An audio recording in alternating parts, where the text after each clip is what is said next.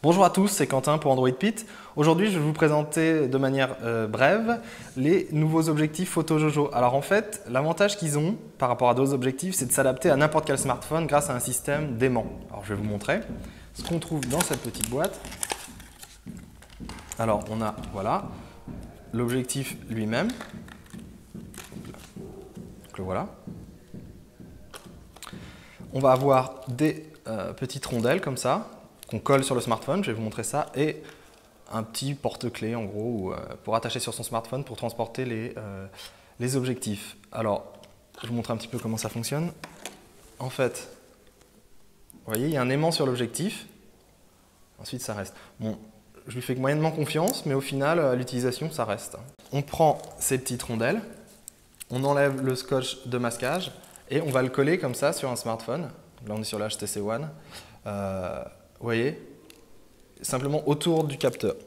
Ça, absolument tous les smartphones que j'ai pu trouver vont fonctionner au niveau de la taille, hein, y a pas de problème. Et vu qu'il n'y a pas de clips, en fait, comme vous pouvez le voir, ça va s'adapter à n'importe quel smartphone. Alors là, on va tester aujourd'hui le zoom x2. Donc c'est tout simple, hein. On va l'adapter sur le smartphone de cette manière.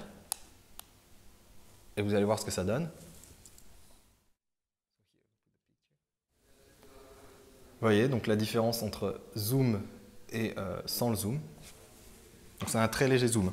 Alors tout simplement, vous voyez, pour retirer l'objectif, on le retire simplement, c'est un aimant.